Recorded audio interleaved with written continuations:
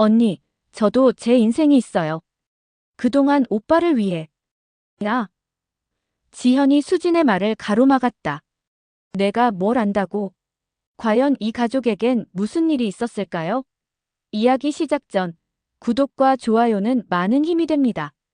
경기도의 작은 마을에 위치한 낡은 농가에서 정혜숙은 오늘도 새벽 5시에 눈을 떴다.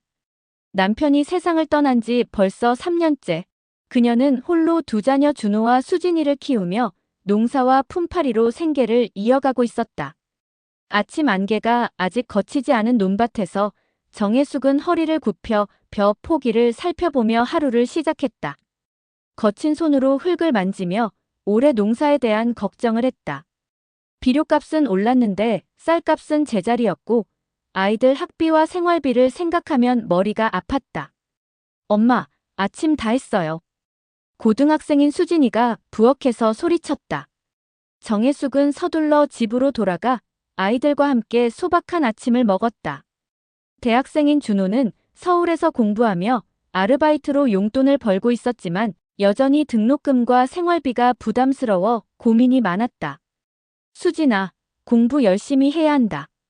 엄마가 뭘 해서라도 네가 대학 갈 수 있게 해줄 테니까.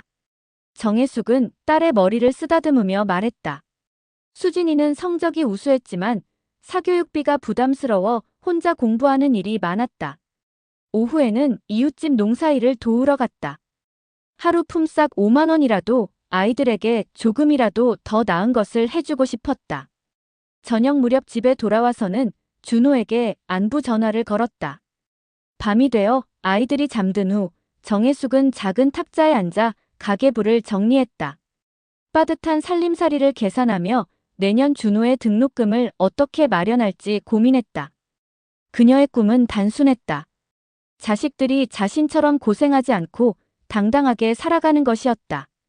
창밖으로 별이 떠오르고 있었다. 정혜숙은 남편의 영정사진을 바라보며 속으로 다짐했다. 여보, 우리 아이들 꼭 성공시킬게요. 어떤 일이 있어도요. 그런데 그녀는 아직 몰랐다. 곧 그녀의 평범했던 일상에 예상치 못한 변화가 찾아올 것임을.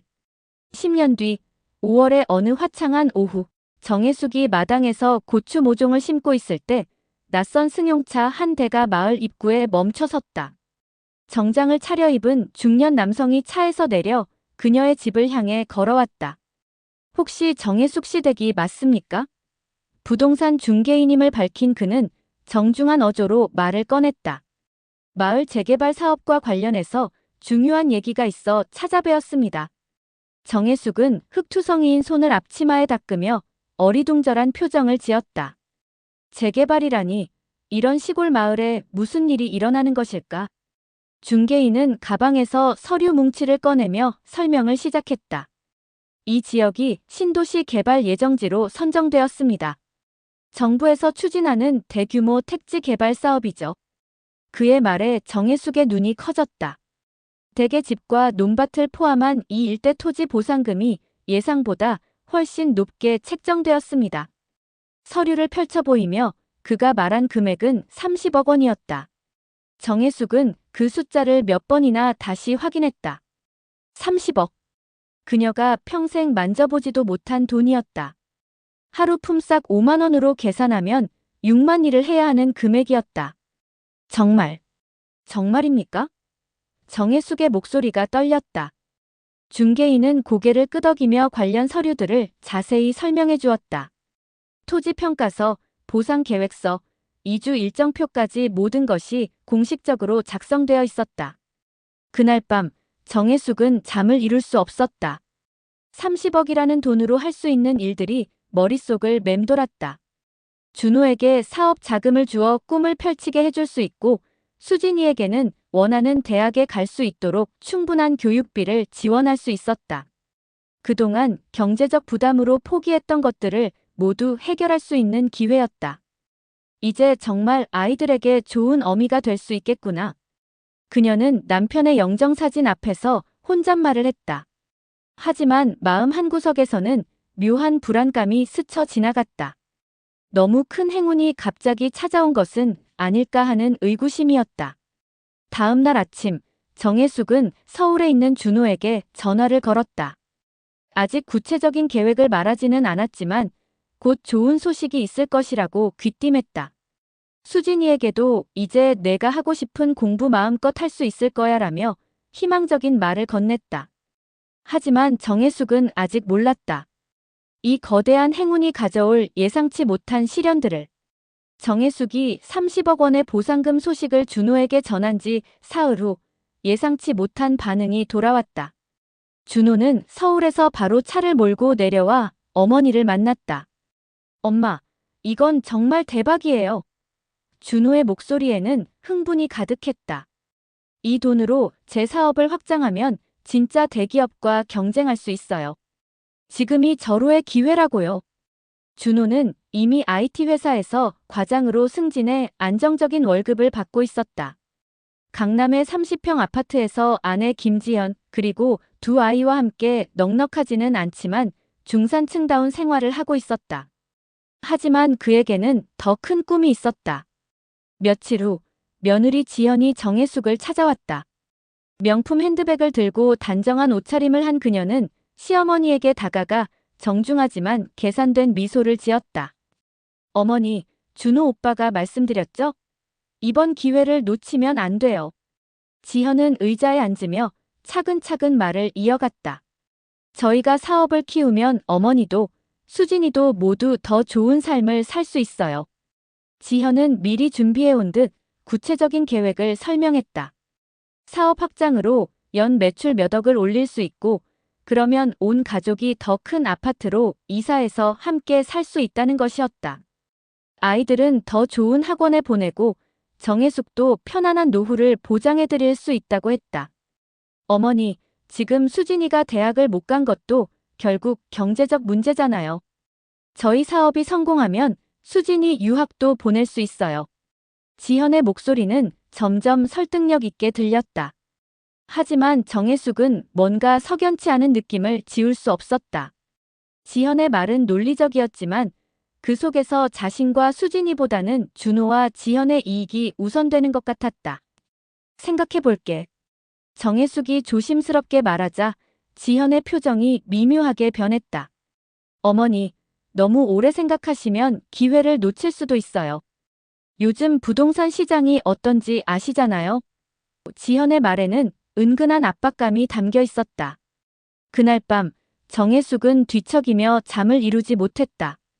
자식의 성공을 위해서라면 무엇이든 해주고 싶었지만 지현의 태도에서 느껴지는 계산적인 면이 마음에 걸렸다. 과연 이 돈을 준호에게 주는 것이 온 가족을 위한 최선의 선택일까? 창밖으로 보이는 별빛 아래 그녀의 고민은 깊어져만 갔다. 정혜숙이 30억 원 소식을 집안에 알린 후 가장 조용했던 사람은 둘째 딸 수진이었다.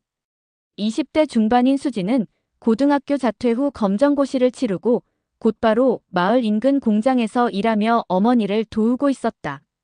다른 또래들이 대학교에서 청춘을 만끽할 때 그녀는 매일 새벽 6시에 출근해 오후 6시까지 조립라인에서 일했다. 수진에게는 숨겨왔던 꿈이 있었다. 어릴 때부터 디자이너가 되고 싶었던 그녀는 고등학교 때 성적도 우수했다. 하지만 오빠의 대학 등록금과 생활비, 그리고 어머니의 병원비까지 감당하기 위해 자신의 꿈을 접어야 했다. 며칠 후 준호와 지현이 함께 내려왔다. 거실에 모인 가족들 앞에서 지현이 먼저 입을 열었다. 어머니, 이번 기회를 놓치면 안 돼요. 준호 오빠 사업이 지금 정말 중요한 시점이거든요. 지현은 태블릿을 꺼내 사업 계획서를 보여주며 설명했다. 이 투자금으로 직원을 늘리고 사업장을 확장하면 연 매출이 몇 배로 증가할 수 있어요. 수지는 조용히 듣고 있다가 용기를 내어 말했다. 엄마, 저도 말씀드릴 게 있어요. 그녀의 목소리는 떨렸지만 결연했다. 저도 대학에 가고 싶어요. 디자인과에 진학해서 정말 하고 싶었던 공부를 하고 싶어요. 지현이 즉시 반박했다. 수진아, 현실을 봐야지. 네가 지금 대학에 가면 4년 동안 돈만 나가는 거야. 그보다는 오빠 사업을 도와서 가족 전체 수입을 늘리는 게 훨씬 현명하지 않을까? 언니, 저도 제 인생이 있어요. 수진의 목소리에 서운함이 묻어났다. 그동안 오빠 대학 보내려고 제가 얼마나 희생했는지 아세요? 제 친구들은 다 대학생인데 저만 공장에서 일하고 있어요. 정혜숙은 두 며느리와 딸 사이에서 마음이 무거웠다. 준호는 이미 안정된 직장을 가지고 있었고 지현의 말대로 사업 확장으로 더 큰 성공을 거둘 수도 있었다. 하지만 수진이 그동안 보여준 희생과 효성을 생각하면 그 아이에게도 기회를 주고 싶었다. 지금까지 우리 가족을 위해 수진이가 얼마나 많은 것을 포기했는지. 정혜숙이 말을 꺼내자 지현이 재빨리 끼어들었다. 어머니, 감정적으로 생각하시면 안 돼요. 투자는 타이밍이 중요해요. 지금 놓치면 다시는 이런 기회가 오지 않을 수도 있어요. 지현의 말투는 점점 강압적으로 변했다. 수지는 눈물을 참으며 마지막으로 말했다. 엄마, 저는 그동안 가족을 위해 제 꿈을 미뤄왔어요. 이제는 저도 제 인생을 살고 싶어요. 그날 밤, 정혜숙은 깊은 고민에 빠졌다. 한쪽은 이미 성공 가도를 달리는 아들의 더 큰 성공을, 다른 한쪽은 희생만 해온 딸의 간절한 꿈을 원하고 있었다. 과연 무엇이 진정한 가족의 행복일까? 며칠간의 깊은 고민 끝에 정혜숙은 결심을 굳혔다. 그녀는 수진을 조용히 불러앉혔다. 수진아, 엄마가 결정했다. 이 돈은 내가 받아라. 정혜숙의 목소리는 확신에 차 있었다. 내가 그동안 우리 가족을 위해 희생한 것들을 엄마가 다 알고 있단다. 수진의 눈에 눈물이 맺혔다. 22살의 나이에 처음으로 자신을 위한 기회가 주어진 것이었다. 하지만 그녀는 고개를 저었다. 엄마, 안 돼요. 오빠가 더 필요해요. 수진은 어머니의 손을 잡으며 말했다. 오빠는 지금 사업을 확장할 절호의 기회잖아요. 저는 괜찮아요. 정혜숙은 딸의 말에 가슴이 먹먹해졌다. 수진은 고등학교 자퇴 후 수년간 공장에서 일하며 오빠의 대학 등록금과 생활비를 보탰다. 친구들이 대학 축제 사진을 SNS에 올릴 때 수진은 야간 근무를 하며 집에 생활비를 보냈다. 그 모든 희생을 당연하게 여기며 살아온 착한 딸이었다. 아니다, 수진아. 이번만큼은 내가 먼저야. 정혜숙의 목소리에 단호함이 묻어났다. 내가 디자이너가 되고 싶다고 했지. 이제 그 꿈을 이룰 수 있어. 그때 현관문이 열리며 지현이 들어왔다. 그녀는 수진과 정혜숙의 대화를 듣고 얼굴이 굳어졌다. 어머니, 뭔 소리예요? 지현의 목소리가 날카로워졌다. 그 돈은 준호 오빠 사업에 투자해야 한다고 이미 말씀드렸잖아요. 수진이가 대학에 가봤자 4년 후에나 디자이너가 되는 거고 그것도 확실하지 않은 일이에요. 수진이 조심스럽게 말했다. 언니, 저도 제 인생이 있어요. 그동안 오빠를 위해. 야. 지현이 수진의 말을 가로막았다. 내가 뭘 안다고. 사업이 얼마나 중요한지 알기나 해. 지금 준호 오빠가 놓치면 평생 후회할 기회라고.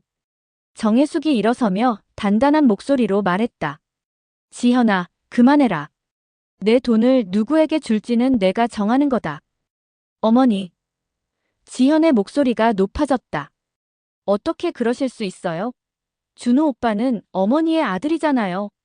아들이 성공해야 어머니도 떵떵거리며 사실 수 있는 거 아니에요? 떵떵거리며 살겠다고. 정혜숙의 눈에 차가운 빛이 스쳤다. 내가 언제 그런 걸 바란 적이 있더냐? 그 순간 방 안의 공기가 얼어붙었다.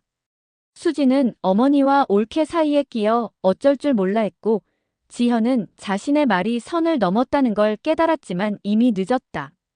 가족이라는 이름 아래 숨겨져 있던 이기심과 욕망이 드디어 수면 위로 드러나기 시작했다. 몇 년 뒤 강남 청담동의 고급 오피스텔 최상층에서 수지는 창밖 한강을 내려다보고 있었다. 30대 초반이 된 그녀는 이제 그녀의 브랜드가 생겨 대표이사가 되었다. 한복의 예술을 현대적으로 재해석한 그녀의 사업은 단기간에 6개국 해외까지 진출한 패션 브랜드로 성장했다. 수진의 성공 스토리는 화려했다. 디자인과를 수석으로 졸업한 후 프랑스로 유학을 가며 한복을 알리기 위한 마음에서 사업의 시작이었다. 어머니가 준 30억 원 중 5억을 사업 자금으로 투자해 브랜드를 만들었고 나머지는 어머니의 노후 자금으로 안전하게 보관했다. 현대와 어우러지는 한복의 아름다움 마이너스 이것이 수진의 브랜드 슬로건이었다. 그녀의 한복은 해외에서도 유명한 아이돌이 입으며 유명해졌고 그녀의 디자인은 전 세계 사람들에게 큰 사랑을 받았다. 수진은 성공 후에도 소박했다. 여전히 경기도 마을의 새집에서 어머니와 함께 살며 주말이면 직접 농장을 방문해 식재료를 선별했다. 그녀의 사무실 책상 위에는 공장에서 일하던 시절의 사진과 어머니가 농사짓던 모습이 담긴 사진이 나란히 놓여 있었다. 한편 준호의 상황은 달랐다. 지현의 강력한 주장에도 불구하고 투자금을 받지 못한 그는 회사에서 평범한 직장 생활을 이어가고 있었다. 사업 확장의 꿈은 접어야 했고 지현은 그 일로 여전히 시어머니를 원망하고 있었다. 당신 동생이 대박 났다면서 우리는 여전히 월세 아파트에 살고 있는데. 지현은 종종 준호에게 불만을 토로했다. 준호 역시 마음이 편하지 않았다. 동생의 성공을 진심으로 축하하면서도 한편으로는 부러움과 아쉬움이 뒤섞인 복잡한 감정을 숨길 수 없었다. 추석이 되어온 가족이 모였을 때 수진은 조심스럽게 준비한 봉투를 오빠에게 건넸다. 오빠, 제가 성공할 수 있었던 건 오빠 덕분이기도 해요. 오빠가 먼저 공부해서 길을 보여줬으니까요. 봉투 안에는 1억 원의 수표가 들어있었다. 준호의 눈이 커졌고 지현은 복잡한 표정을 지었다. 감사함과 자존심이 뒤엉킨 감정이었다.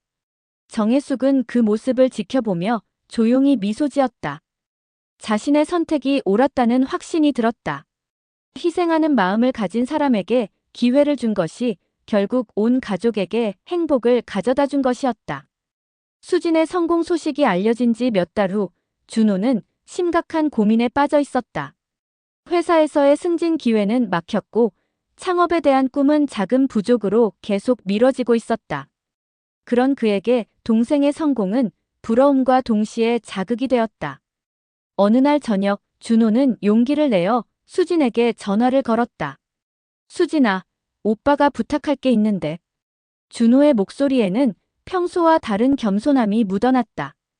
혹시 내 사업 계획서 한번 봐줄 수 있을까?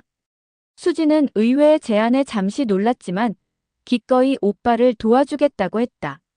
주말에 만난 남매는 카페에 앉아 준호의 사업 계획을 함께 검토했다. 오빠 아이디어는 좋은데 마케팅 전략이 부족해요. 수진은 자신의 경험을 바탕으로 조언했다. 저도 처음에는 같은 실수를 했거든요. 제품이 좋다고 저절로 팔리는 게 아니에요. 준호는 동생의 말에 진지하게 귀를 기울였다. 예전 같으면 여동생의 조언을 듣는 것이 자존심 상하는 일이었겠지만 이제는 달랐다. 수진의 성공을 직접 목격한 그는 동생의 사업 감각을 인정하지 않을 수 없었다. 그럼 내가 투자자로 참여해도 될까요? 수진이 조심스럽게 제안했다. 5억 정도 투자하고 대신 오빠 사업의 파트너가 되는 거예요. 준호는 잠시 고민했다. 동생에게 도움을 받는다는 것이 쉽지 않았지만 이것이 현실적으로 가장 좋은 방법이라는 걸 알고 있었다. 고마워, 수진아. 정말 고마워. 준호는 진심으로 말했다. 그동안 내가 너를 동생으로만 봤는데 이제는 정말 훌륭한 사업가로 인정해. 2달 후 준호의 IT 솔루션 회사가 문을 열었다. 수진의 자금 지원과 마케팅 노하우가 결합되어 사업은 처음부터 순조롭게 출발할 수 있었다. 남매는 정기적으로 만나 사업 현황을 점검하며 서로의 경험을 나누었다. 지현도 남편의 변화된 모습을 보며 수진에 대한 시각이 달라졌다. 예전처럼 수진을 무시하거나 경쟁 상대로 여기지 않게 되었다. 오히려 수진의 성공이 자신의 가족에게도 도움이 된다는 것을 깨달았다. 정혜숙은 이 모든 변화를 지켜보며 마음 깊이 뿌듯해했다. 몇 년 전 그 어려운 결정이 결국 온 가족의 행복으로 이어진 것이었다. 희생하는 마음을 가진 사람에게 기회를 준 선택이 옳았다는 확신이 들었다. 엄마의 선택이 우리 모두를 행복하게 만들었네요. 수진이 어머니에게 말했을 때 정혜숙의 눈가에 기쁨의 눈물이 맺혔다. 수진의 사업이 궤도에 오르고 준호도 새로운 출발을 하게 된 지 1년이 지났다. 그동안 가족 모임에서 어색함을 감추지 못했던 지현에게 변화가 일어나기 시작했다. 어느 화요일 오후, 지현은 혼자 수진의 청담동 매장을 찾았다. 점심시간이 지나 한적해진 매장에서 수진은 깜짝 놀란 표정으로 올케를 맞았다. 언니, 어떻게 여기까지? 지현은 메뉴판을 보며 조심스럽게 말했다. 수진아, 오늘은 그냥 네 한복이 입고 싶어서 왔어. 어색한 침묵이 흘렀다. 지현은 평소보다 화장도 연하게 하고 소박한 옷차림을 하고 있었다. 수진이 직접 준비한 정성스러운 한상을 받은 지현은 한 숟가락 떠먹고는 눈을 크게 떴다. 이게 정말 맛있네. 어머니 정혜숙의 손맛이 그대로 담긴 음식이었다. 언니, 천천히 드세요. 수진이 물을 따라주며 앉았다. 지현은 숟가락을 내려놓고 수진을 바라봤다. 수진아, 내가 그동안 정말 미안했어. 지현의 목소리에 진심이 담겨 있었다. 그때 내가 너무 급했고 우리 가족만 생각했어. 내가 얼마나 희생했는지, 내 꿈이 얼마나 소중한지 몰랐어. 수진은 고개를 저었다. 언니, 그때는 다들 힘든 시기였잖아요. 저도 이해해요. 아니야. 지현이 고개를 흔들었다. 내가 너무 이기적이었어. 내가 공장에서 일할 때 나는 준호와 함께 편안한 생활을 했거든. 그런데도 더 많은 걸 원했어. 지현은 지난 몇 년간 자신을 돌아보며 많은 반성을 했다고 털어놓았다. 수진의 성공을 지켜보면서 진정한 가족의 의미에 대해 다시 생각하게 되었다는 것이었다. 언니도 많이 힘드셨을 거예요. 오빠 사업 걱정도 하시고 아이들 키우시느라. 수진이 지현의 손을 잡았다. 그날부터 지현은 종종 수진의 매장을 찾았다. 처음에는 어색했지만 점차 자연스럽게 수진의 사업에 관심을 갖고 조언도 해주기 시작했다. 마케팅 전공이었던 지현의 아이디어는 수진에게 큰 도움이 되었다. 언니, 제 사업을 확장할 때 브랜딩 전략 함께 세워주실래요? 수진의 제안에 지현은 기쁘게 고개를 끄덕였다. 몇 달 후, 두 사람은 진정한 자매처럼 가까워졌다. 지현은 수진의 사업 파트너가 되어 마케팅을 담당했고, 수진은 지현의 아이들에게 장학금을 지원해 주었다. 정혜숙은 이 모든 변화를 지켜보며 흐뭇해했다. 돈이 가져다준 갈등이 결국 더 깊은 가족애로 승화된 것이었다. 그로부터 2년이 더 흘렀다. 경기도 마을에 새로 지은 정혜숙의 집 마당에서는 벚꽃이 만개해 있었다.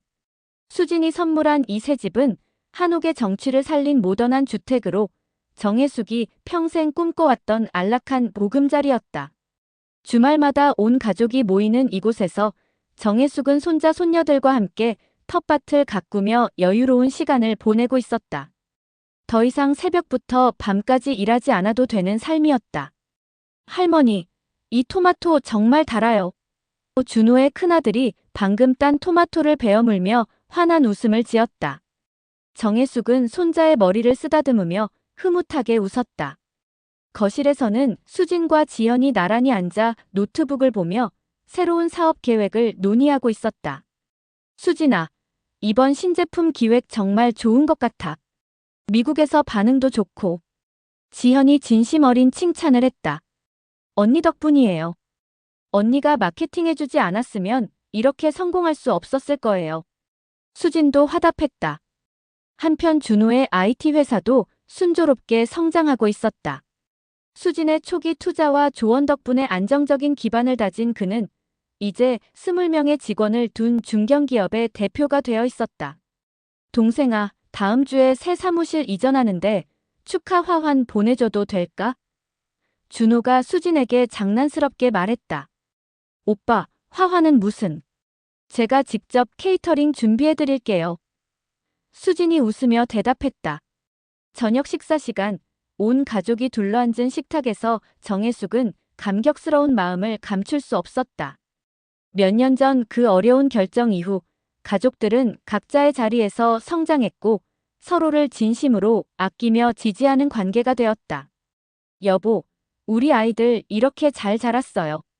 정혜숙은 남편의 영정 사진을 바라보며 속으로 말했다. 수진이 어머니에게 다가와 어깨를 감쌌다. 엄마, 정말 고생 많으셨어요. 이제는 편히 쉬세요. 수진아, 내가 있어서 엄마는 정말 행복해. 정혜숙의 목소리에 뭉클함이 묻어났다. 그날 밤 별이 쏟아지는 하늘 아래 정혜숙은 마당을 거닐었다. 희생과 갈등, 그리고 화해의 시간을 거쳐 진정한 가족이 된 지금, 그녀의 마음은 그 어느 때보다 평온했다. 오늘 준비한 이야기는 여기까지입니다. 오늘도 좋은 하루 보내시고 항상 건강하시길 기원하겠습니다. 다음에 더 좋은 이야기로 찾아뵙겠습니다.